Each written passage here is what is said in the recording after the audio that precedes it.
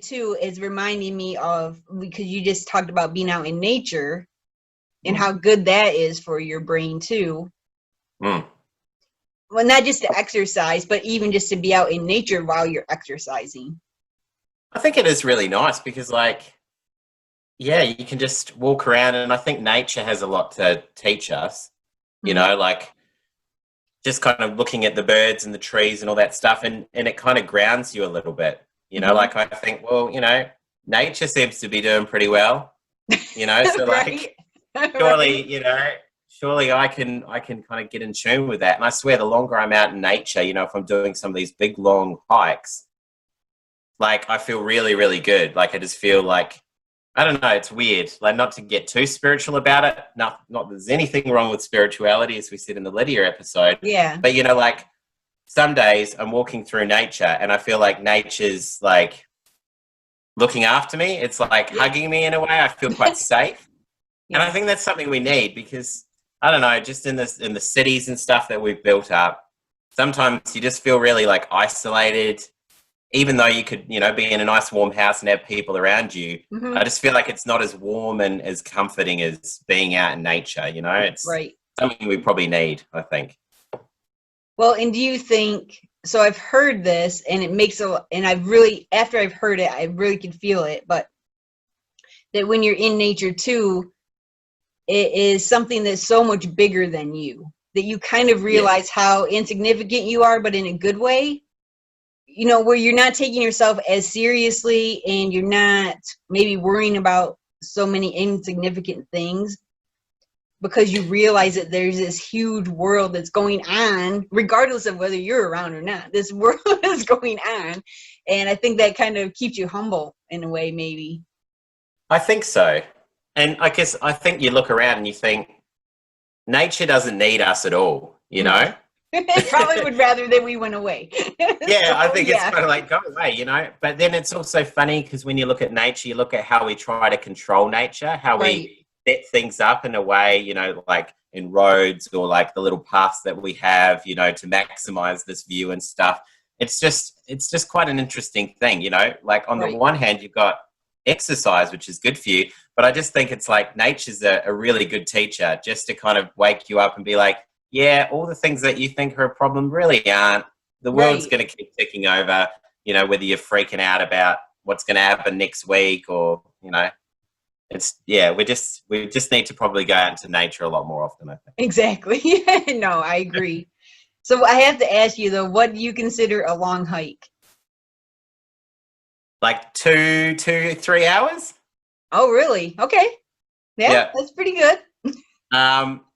I'll be honest, like I think me and my partner these days, we haven't been on a big hike for a while. So we're really keen to get back into it because even like some longer walks now, we're like, whew, like it's just a lot. But now that we can't leave Tasmania because the borders are closed, like, you know, an ample opportunity to like kind of do some walks because there's some really awesome walks around here that we haven't done before.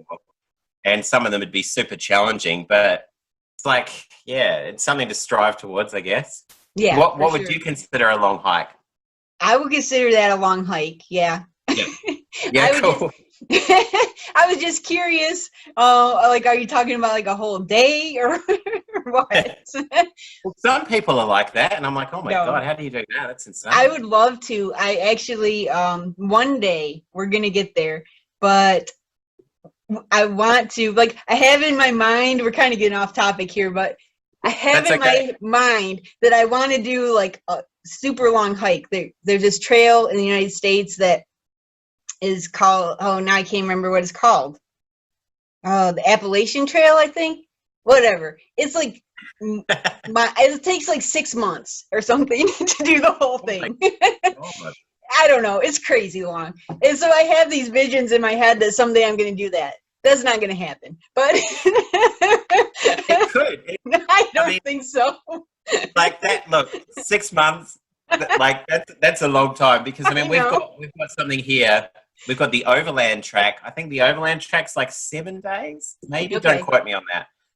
But yeah, like I want to do that one day, but I think it's a different type of experience, isn't it? Like you need to be prepared for it. Right. Whereas, you know, you think if you're out for 2 or 3 hours, like, okay, maybe you'll run out of water or something, but you'll be okay. Whereas right. like Exactly. 7 days or 6 months, like, you know, if you're not prepared, you might die. So it's a big thing. Yeah. So anyways, this is kind of my grand idea that I think I want to do, but I don't think that's really what I want to do. But I would love to do like a few days, or I mean, even like a week or something. I just think it would be awesome just to be completely unconnected for a week. Well, you know, I listened to this podcast a while ago by a lady called Florence Williams, and she talks about the 3-day effect. Okay. And she tests this theory, which is, you know, being out in nature for 3 days, you know, minimum of 3 days, it like just completely recenters you. It's good for your brain. It's good for your body. And she tests it. She gets these like neurobiologists, whatever, you know. I know I'm kind of working in medical research now, but I still don't know what these terms mean. Yeah, you know, neuroscientists. Neuroscientists to come out and like test their brains like on day 1 and test it at day 3. And it does do a lot of good things for your brain. Like it helps you with your retention of things, your creativity, all that kind of stuff. Yeah. So I'd love to test that theory, like go camping for 3 days and see when I, you know, get back, like, am I clear at writing or whatever? Like, right. So, yeah. Well, it'd be interesting to know what causes that. Like, is it just because you're disconnected from all the distractions that we have, or is it just because of the location that you're in, or is it just because you're eating different things? Like, it'd be interesting to know what really causes that change. But yeah, I don't know. I guess it's, yeah, I think we are just designed to be out in nature. Well, true. That's true. I think that's probably why we start to go a little bit crazy, and especially with these things. Yeah. You know, like technology, as great as it is, right. You know, we wouldn't be doing this without technology, but it's so damaging to us, I think, the amount of time we consume on our phones and on our computers and all that stuff. Right. Well, and even just sitting, it's like, you know, we weren't meant to sit for this long as we're both sitting here. But, you know, as much as we sit in a day, you know, our bodies were meant to be up and moving around. And I read an interesting piece of research the other day, which is talking about how we've succeeded in increasing our life expectancy. But what we've done as a result is we've made a lot of really miserable people. Okay. You know, because like we haven't really looked at how to promote like the best, you know, frame of mind. You know, we've got people living longer than ever, but more and more people committing suicide. I shouldn't say committing suicide, dying by suicide, sorry.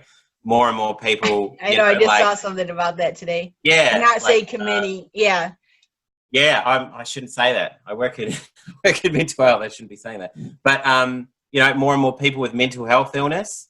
So it's like, all right, it's great. We've got all these additional years up our sleeve, but what's the point of all these additional years if we're not loving life and enjoying what we do? So that's the big challenge for us next, I think, is to break those things, you know, working long hours and not eating well and not getting out of nature, not connecting with people, not having purpose. And I think that's what this podcast is hopefully trying to communicate to people, is have meaning, have good relationships, look after your health, you know, stop thinking, because what society is telling us right now is wrong.